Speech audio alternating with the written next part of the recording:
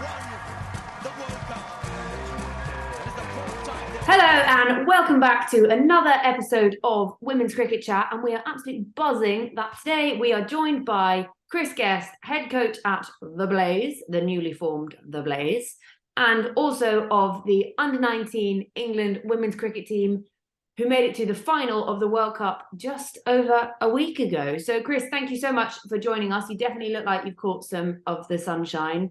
We've just been talking about how lucky we've got sunshine here, but not quite as warm as South Africa. How are you feeling to be back? Yeah, it's been good to be back. It's been nice to get back in and around the group at Blaze, but obviously what a month it was, or what 3 months it was leading up to the World Cup over there in South Africa. But yeah, the thoughts are with the outdoor season starting here and having that bit of winter competition has certainly sparked that even more, I reckon. So I think the best way is to kick things off with the thing that's fresh in everyone's mind, especially yours and mine, having both been out there. But the Under-19 World Cup, how did it all start for you? How did you first get involved and be like, right, yeah, I'm going to head coach the first Under-19 women's team at the first ever Under-19 Women's World Cup? Well, interview process. I've been involved in the women's game for 12 or 13 years now, something like that. So I've worked with a lot of these girls in the pathway over the last few years with a role at the ECB and then as senior regional talent manager at Lightning as it was. So just applied for the job, went through the interview process and then actually received a call from Richard Bedbrook while I was on holiday in Lanzarote with the wife, the kids and a couple of mates. So I had a nice drink to celebrate that night and then, cracked back into it from late October all through November, December. I also really like that 12, 13 years ago, Davina would have been 3. When she would. Involved in the women's game. Yeah, and I've pretty much known Dav from that age, to be fair. So Dav and I've got a really close family relationship. So her dad was actually, after my mum and dad, the first person to hold me as a baby. So he happened to be in hospital the day that I was born, seeing a friend of his, and her dad and my dad played cricket together for years. So yeah, Dav's first ever cricket session I was at with her when she was coaching. So yeah, I've known her from that age. It's been great to see how she's gone on. Well, that's such good fun. That's such a nice sort of like connecting story. And so when it all came to selecting the squads and everything, what did it then look like from the squads being announced and then squad weekends, that kind of session, up to actually getting out to South Africa and showing what everyone could do on the pitch there? I wasn't part of the direct selection process. So the coaches were named after the squads had been selected, but the pathway is set up so that there was different stages as they've gone through. Obviously, they played in either their academy cricket and academy festivals, their county cricket or their senior regional cricket. There was then the school games, which is a sort of next filter point, I suppose, for those that weren't involved in the 100. And then a group of 20 selected to train together through the winter, with 5 non-travelling reserves named at the time. And they all trained together every weekend through November and December up at Loughborough. And then those 5 non-travelling reserves obviously stayed behind, and the 15 made the flight across to South Africa on the 3rd of Jan. And I suppose being coach of the Blaze, formerly Lightning Cricket, you get to see the likes of Grace Scrivens, Davina Perrin, those kind of players, Rihanna McDonald-Gay in these regional comps. So you can kind of get a feel for how they're going to play and what they're going to bring to the team, I suppose. Yeah, definitely. So you learn about them from playing against them. And as I mentioned before, having been in the senior regional talent manager role before, I'd seen a lot of those girls from when they were 12, 13, to be honest, coming through over the years, and then coached some of them at the school games when they come together as a collective. I've been involved in quite a bit of player ID stuff for the ECB as well in the past. So I'd seen a lot of scouting reports that were putting on the players, and got a pretty good understanding of the majority of them before I met them, despite having not necessarily worked with them all. I guess it must be I don't know a lot about coaching different ages myself, having only ever coached very small people at netball. But how different is it to coach sort of under 19s and dealing with them? They can be a very different young bunch compared to coaching a senior squad. What kind of things do you have to take into account there? Yeah, I mean, whoever you're working with, it's different, regardless of age. You have to treat them all individually. With this group, I suppose they were all kind of at the sort of same stage of life. So in some ways it was easier. And I think that definitely had a big part to play in how quickly they gelled together as a group. But you obviously need to be aware of what they've got going on. So whether that, like some of them were learning to drive. When we were out there, Lizzie Scott was taking some uni exams. You've got like so Josie Groves doing revision. You've got then Scriv, who's on a full-time contract and just wanted to hit balls every hour of the day that she possibly can. So you just have to treat them all differently. And just biggest thing is having a bit of an understanding of them as people. And if you do that, then you can get the best out of them as cricketers. And I know you mentioned about being a senior regional talent manager. For those of our listeners who perhaps just think that's like some wacky title or don't really understand what it is, could you explain a little bit about what a senior regional talent manager is and sort of the roles and the regs? Yeah, so they've I suppose those roles have expanded a little bit over the last couple of years. But for each of the regional teams, there's obviously academies attached to each of those, and the senior regional talent manager is essentially the academy head coach. But it's a bit of a bigger role than that. It's also linking with all of the counties that are within your regions, working with pathways at county cricket, how that can be developed, having a bit of a talent ID and scouting structure together, some coach education work within that as well. So whilst you're leading up the program of the academy, it's definitely a bit more of a holistic role than that, and trying to grow women's cricket within your region, yeah, with the help of your now talent manager as well. And obviously we all look at women's cricket now and at the stage it is, but compared to when you started in women's cricket 12, 13 years ago, that is a big difference. What made you want to get into it in the first place, and how much of a change have you seen behind the scenes and in front in that time?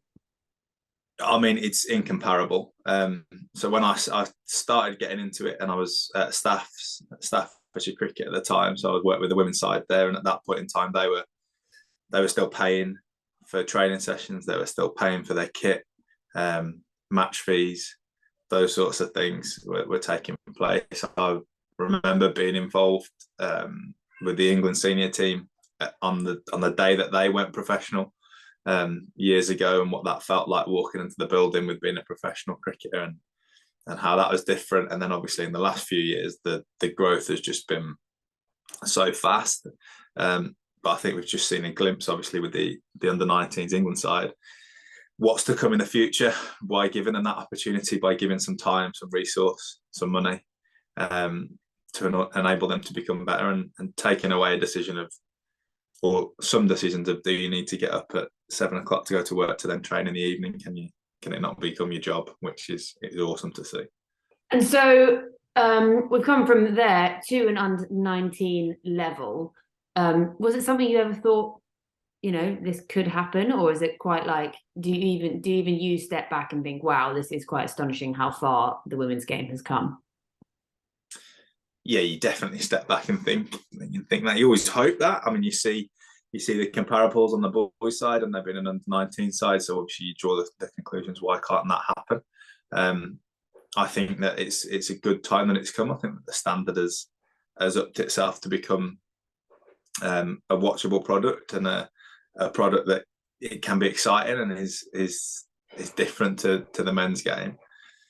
But it's remarkable to see that it has taken place. And obviously from the World Cup point of view, the 16 teams that were there, seeing the likes of Rwanda in their game against the West Indies, when we played Indonesia, and warm up their energy for the game was just infectious.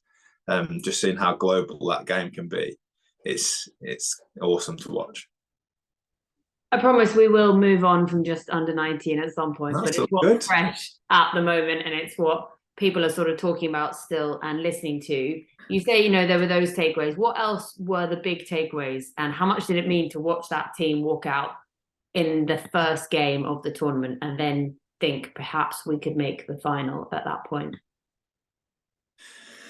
I always said, and said it before the final as well, to be honest, for me, it's about more than the bat and the ball.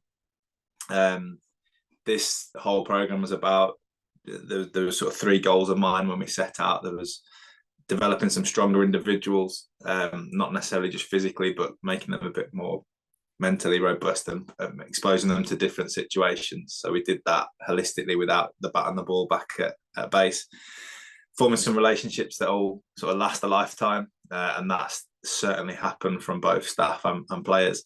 And then the third one was to go and win the World Cup. And ultimately we didn't quite manage to achieve all 3.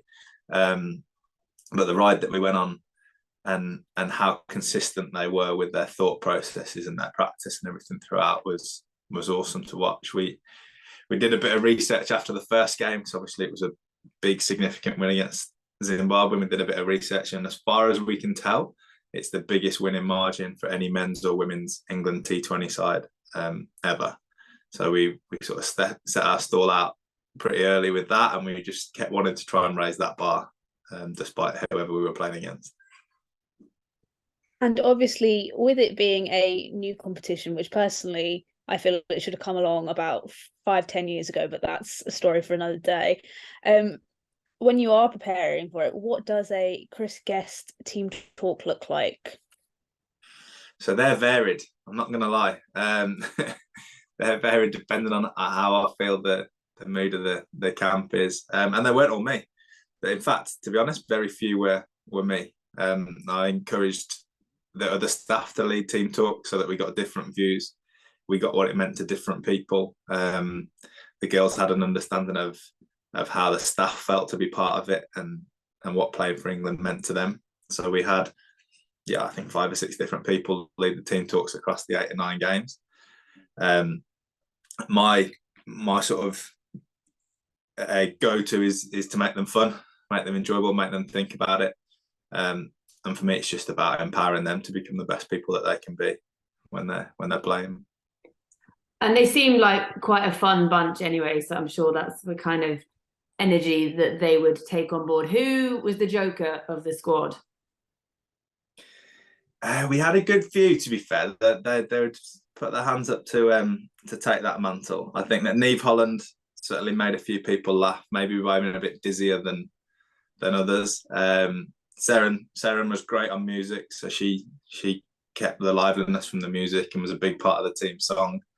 But there was just little groups. Lex is a character of her own, and certainly made people laugh. But as a group on the whole, they were great to be around. And how did that team song come about? And if you could just tell us a little bit about the team. I won't make you sing it, don't worry. Tell our listeners a little bit about that team song, because they might not necessarily be as privy to it as we are. Yeah, we spoke about, like I said, the togetherness and creating some memories. We spoke about having a team song and wanting something there. So there was a few iterations, to be fair. I think Dav had a crack at writing one to start.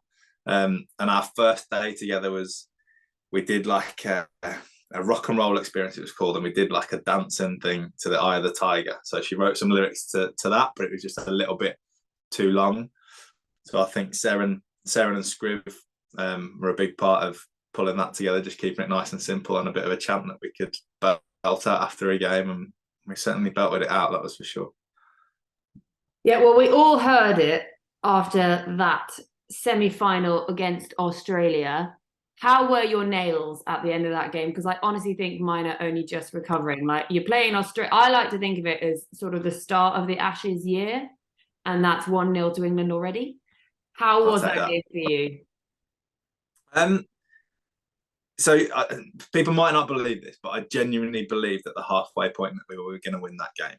At 45 for 7, maybe not so much, but the partnership that Lex and Josie put on, and then I spoke to the group in the interval, which I hadn't done before that point in any game, and just spoke to them in the interval and just saw a determination in their eyes that I was convinced that we were going to come out on top.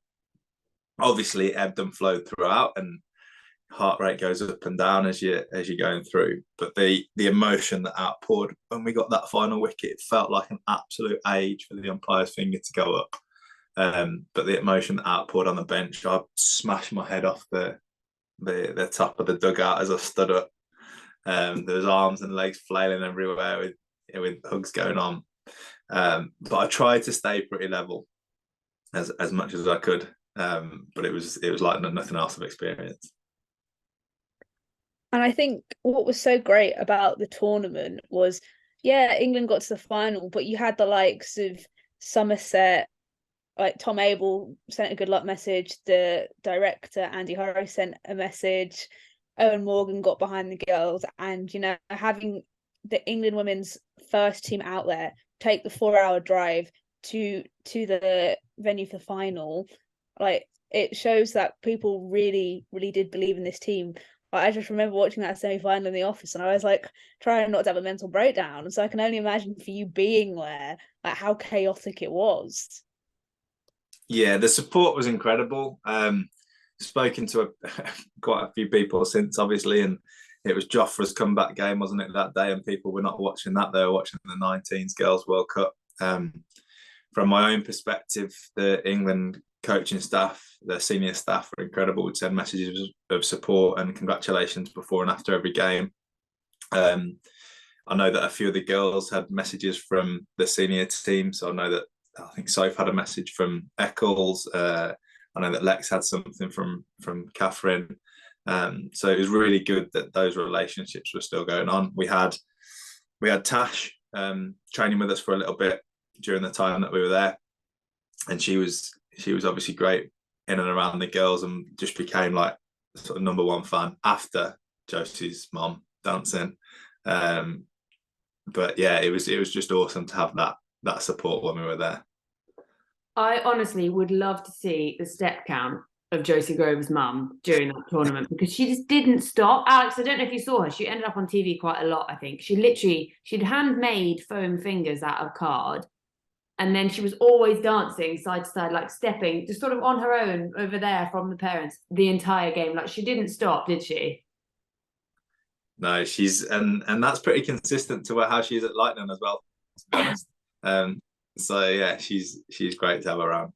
And so after that semi-final, obviously huge, like, euphoria basically, but then there was having to sort of calm it down and think ahead to the final. How do you go about, as a coach, sort of being like, right, this is amazing, we've made the final, but now we need to concentrate on the final, we've come through this really tough patch, now we've got to look ahead to the big one?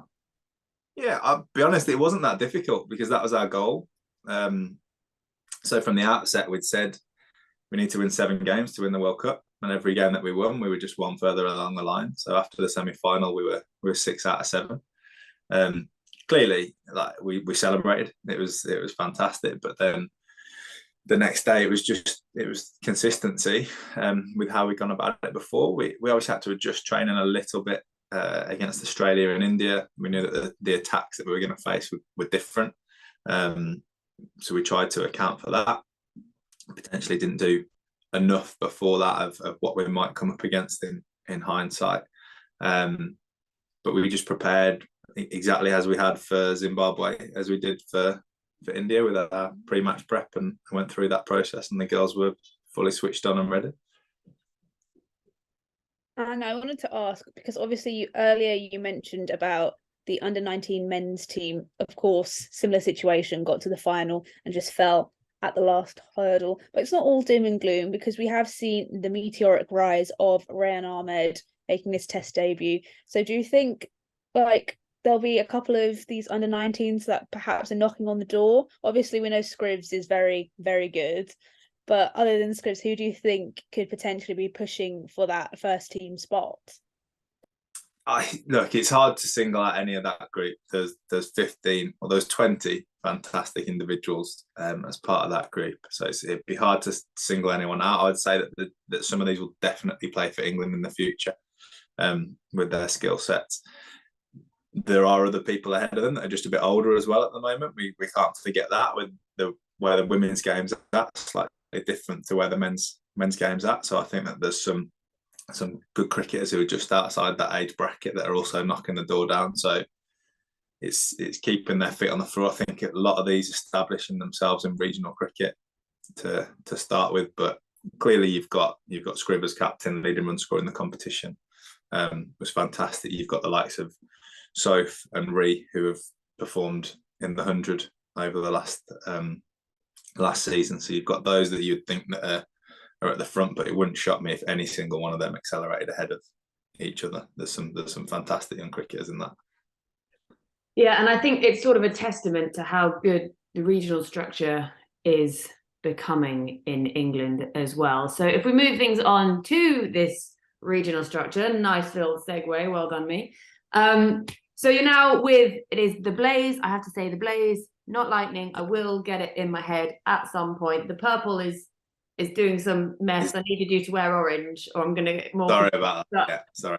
It's okay. I'll let you off for your wardrobe choices. So you're now the Blaze instead of Lightning. What has this sort of transition been like, and changing, and how exciting is it to sort of start from day dot almost with a completely new franchise and not having to wear purple and pink? Yeah.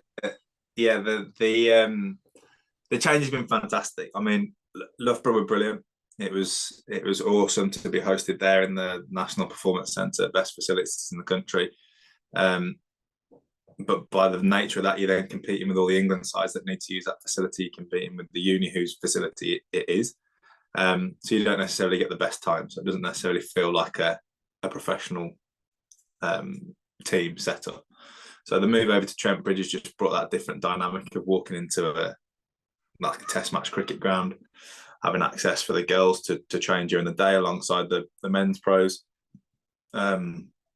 Just some little bits like there's some breakfasts on for the players and these sorts of things that just add the professionalism up as we move forwards. And then we've got access to the men's staff. So Peter Moores came in and did a little conversation with the girls earlier in the season. He's fantastic for myself and the other coaches to be able to tap into and have conversations alongside the other coaches they've got there with Paul Franks, both, etc., etc. So there's so many coaches there with Kevin Shine as the bowling coach. It's just, it's fantastic to be able to use that knowledge.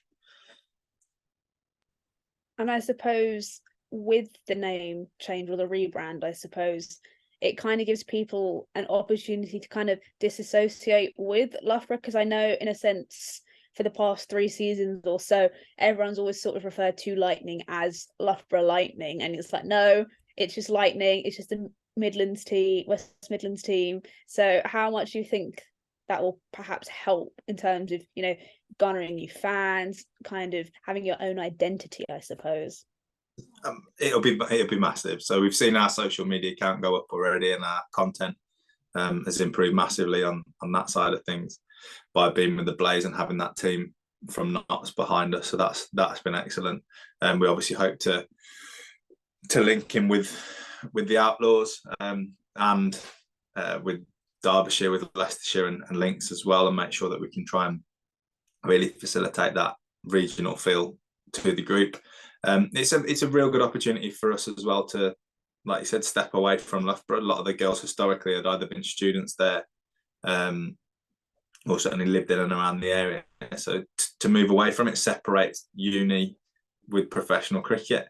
And obviously from some of the England players' point of view, it's not then going back into where they're constantly training. It's given a different lease of life and a different energy to them to train in a different venue. And we've had Tammy with us over the last month or so. It's good for her just to be in a different place, different headspace. So it's been fantastic. And how is training, and we're not in pre-season really, we're kind of pre-season. How is training and everything going, looking ahead? Because actually it's only a couple of months now until things kick off, which is exciting. Yeah, it's exciting. It's been going really well. We've got a really good coaching structure in place with the girls. So we've got Laura Marsh in working with the spinners. We've got John Bateson as assistant coach, and we've got Cy Guy in as well, who's working with the keepers and an assistant coach as well, which is fantastic. And we've changed training slightly, so we've had longer days which has been good. And then we've had a day off in the week on a Thursday. The girls are actually on deload next week, so a few are going abroad and refreshing for that final push before we get outside. But again, another one of the benefits to being over at Notts, the men have got a marquee up, so they start training outside in a couple of weeks' time, and we're piggybacking on that. So we're going to use some of those sessions in there and make sure that we get a bit of grass training in before we get to the start of the season as well. And are there any double headers in the diary, like men's and women's? Yeah, I think all the T20 games are double headers with the Blast. So we've got double headers at Trent Bridge, at Derbyshire, and at Leicestershire. So we've got a good number this year of double header games, which will be exciting. And obviously all of our away games are the same. So I think we're playing at Old Trafford as a double header, Durham as a double header. So it's going to be an exciting season. Hopefully a bit more interest in the women's game, a few more people staying and watching it and seeing the product that it can be putting out there now. Cricket's improving massively. It's going to be good to see how it goes.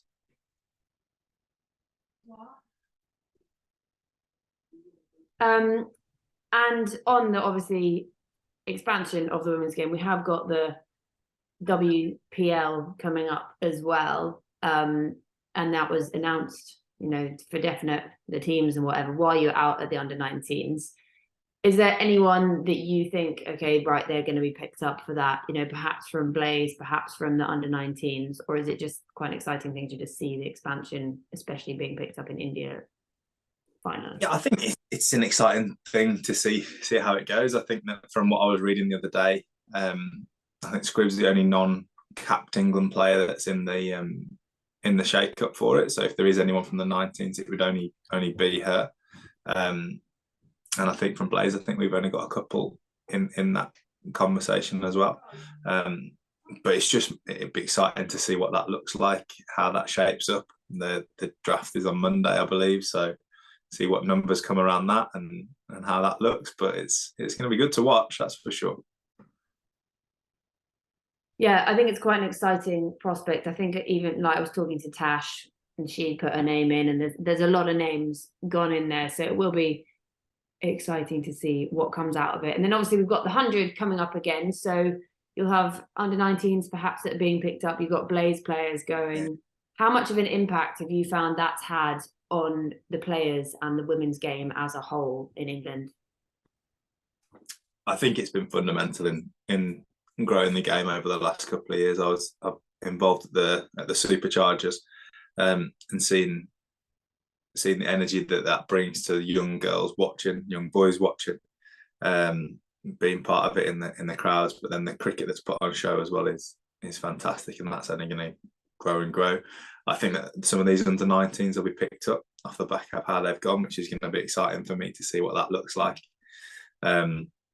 I think that they've certainly accelerated their reputations over the last month or so, which has been great. And I think it'll just continue to go from strength to strength. Really, it's a great month. It's an interesting one as a head coach once that month finishes to then try and reframe to the season for the final bit of the Rachael Heyhoe Flint Trophy, and that comes with its own challenges. But it's a fantastic month to galvanise interest in women's sport. Chris and I have just been talking about this off the podcast, but Alex, you might not know, but I did meet while I was out there this young 13-year-old called Marizan. Was it Marizan? Very South African name, we all know that. But she, I think, was the biggest England fan I met while I was out there. Chris, can you tell us a little bit about her and the magic of having a netballer from South Africa? Yeah, so our first few days in Pretoria, we went to train at Irene Country Club, and she was one of the netballers that was there on both days. And then she came to another session at the university, so she bowled for us for 3 days, and she just really took to the group, and the group really took to her. So she came and watched our warm-up game against the West Indies, and we got her in the changing room after the game for the team song and presented her with a shirt. And Pav Karis-Pavley, one of the girls, she just wrote a really, really lovely speech to Marizan about being a friend away from home and stuff like that got quite a lot of people choked up. And obviously from Marizan, she said to me afterwards it was the best day that she's ever had and stuff like this. And then she came and watched the semi-final and final as well. And at the end of the tour, she presented me with one of her shirts, which was really cute from her. And she's off to play for South Africa under 17s in a Junior World Cup, and obviously indoor cricket, and that's obviously self-funded. So there's like a GoFundMe page that was set up, and some players and staff made some donations to her for that. So yeah, she was an absolute belter. Really excited to see where she goes with her cricket as well. I think something like that also helps highlight just how much the game really has grown to like these real youngsters that are off to these kind of World Cups and different things like that. Did it, I mean, you obviously knew about how much the game has grown around the world. Did it sort of open your eyes even more with the likes of like Rwanda, Indonesia, you know, both winning games and sort of making headlines? Where do you think it can also go from here?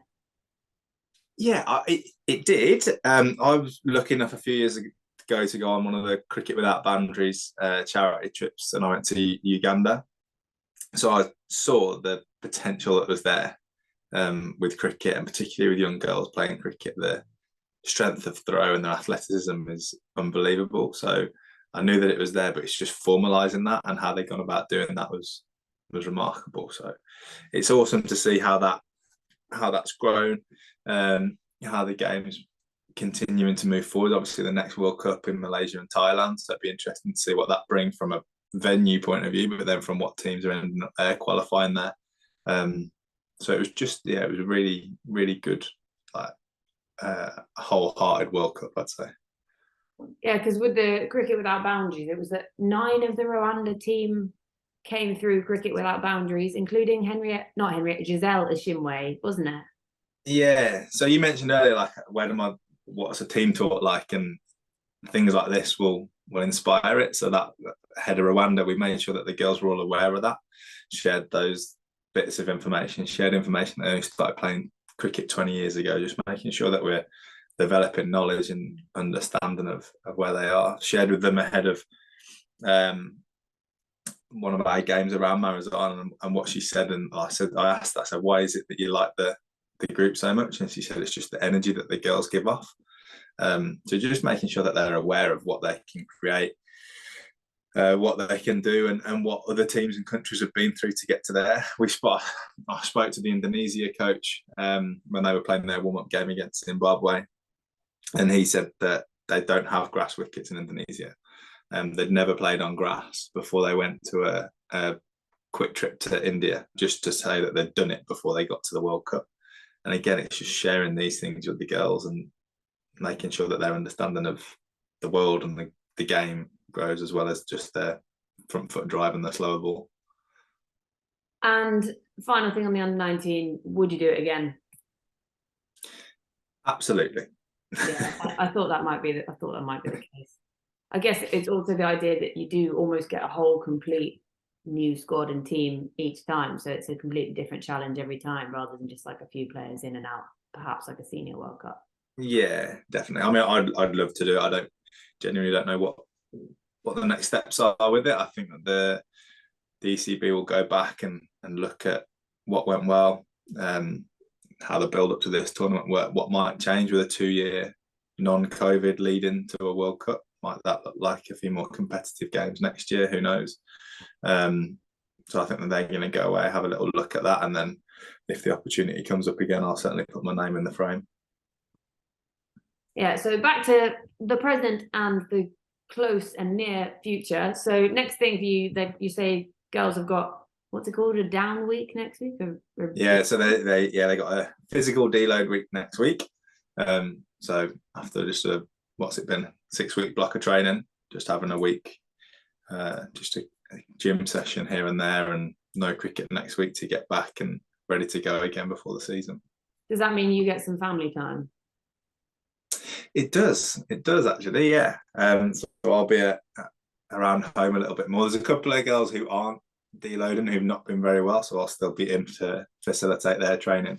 But yeah, it does mean a little bit more time, less time on the road to get over to Nottingham, and a bit more time with the kids, which would be nice. And how old are your kids now? I have a 3-year-old, a 2-year-old, and a 9-month-old. So actually, a trip to South Africa is like a holiday. Without a doubt, the most sleep I've ever had. And would you have you got any girls? Any of them girls? I have. The youngest one's a little girl. So mini cricket bat already ready and raring Yeah. to go. Yeah, 9 months old. Yeah. Right, get that in your hand. Don't need a rattle. Yeah, they've got that. So yeah, for the middle one, it's more of a weapon at the moment. But yeah, it's they've got a little bat that they play with. I love that. Start them young. You know, there's nothing else. No other options now. Sorry, kids. Alex, did you have anything else you wanted to ask of Chris? Not that I can think of. Well, I'm sure one of us will remember something. You know, when you remember things at 3 a.m, you're like, oh, I should have said that. Or you think of a really good comeback to something like 2 weeks late. That's usually me. So we usually like to round off our podcast with sort of some quick fire questions, not that much thinking, story of my life, basically. But one we always like to start with is, what is your favourite item at a traditional cricket tea? I'm a sandwich man, so give me a good solid chicken sandwich, some crusty bread. I'm happy, man. Mayo? Yeah, let's have a little bit of sauce. Yeah. Okay, fair enough. Yeah. We quite often get, actually no, I always think we're going to get Scotch egg as an answer. We get scone quite a lot as an answer. Yeah, I mean, you can't beat a good cake, but I'm definitely a more savoury man, so Nice. give me a good sandwich. And then we also like, they don't really have cricket tea in Australia. No, when I played out there, it was the sort of bar was open. You just bought a pie and put ketchup on your pie, and that was or it. like you bring your own lunch, which is just not why a lot of English people, especially men, took up like Premier League cricket. It's not about that. No. Another one we love is, what's your favourite sledge that you've either ever said or heard? Oh, now you're putting me on the spot. I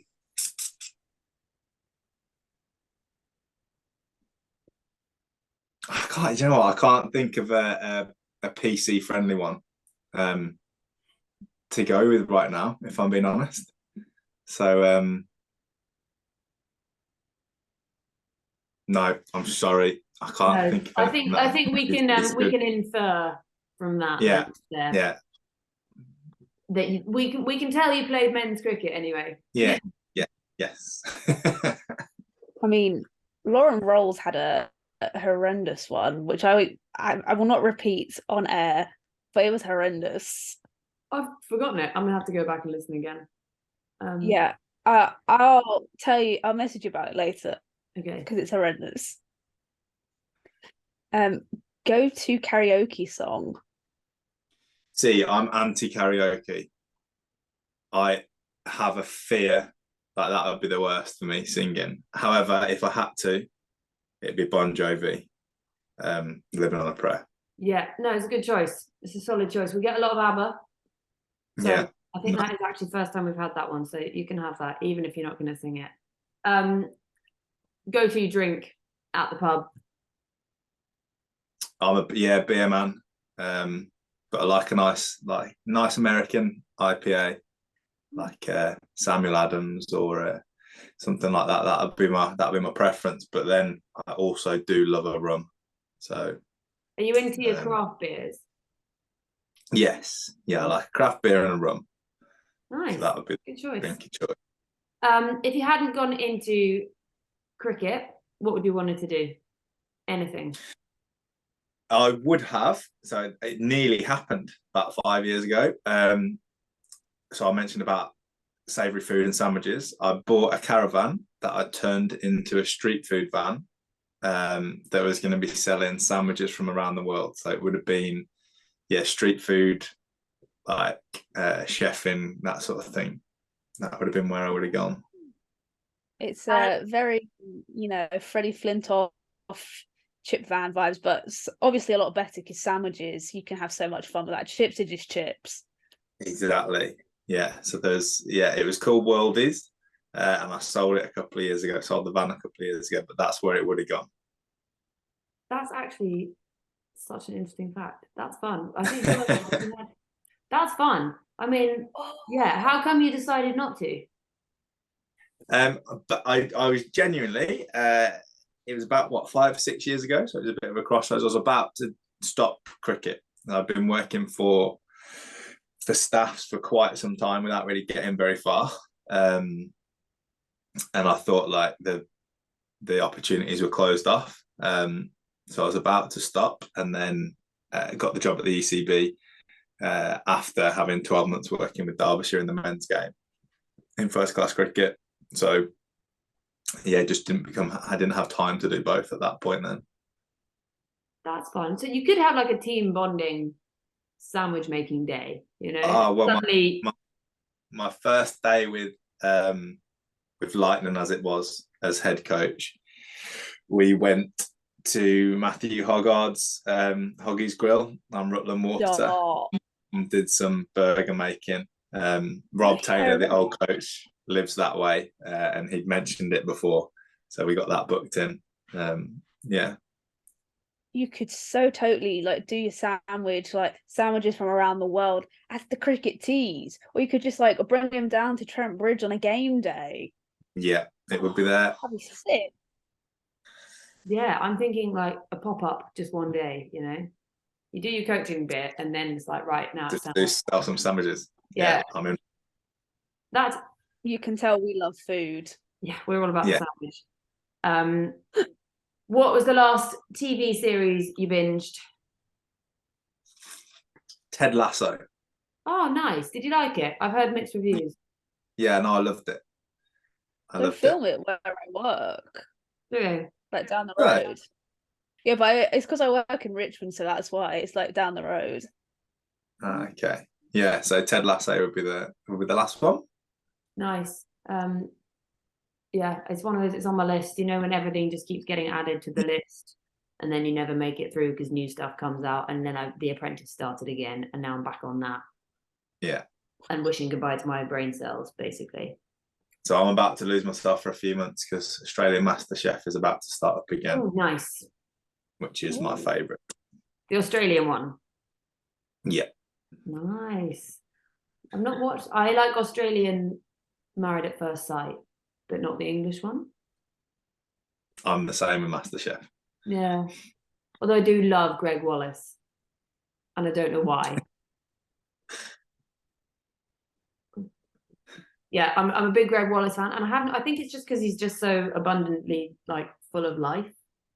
Like if you ever watch Inside the Factory, he like goes to a crisp factory or something, and he's like, and there's just so many potatoes, and you're like, yeah, you're in a crisp factory, that'll happen. So yeah. Last book you read? Oh no, that's a letdown for me, unfortunately. On my own IDP a few years ago, I said that I wanted to listen to a podcast every week and read a book a month, and I haven't read a book for years. So I can't even remember. I took 3 books away with me to read in South Africa and didn't get through any. Didn't even start a book. So it would have been an autobiography. I think maybe Mike Tyson autobiography might have been the last one. Okay, yeah. I mean, I've been carrying a book around for about a year, and the same book, and I think I've read about 20 pages. Yeah. It becomes more of a weightlifting thing. It becomes like a weight in your bag than an actual book. Yeah. Yeah. I know the one. Go to dance move on a night out. Oh, sitting down.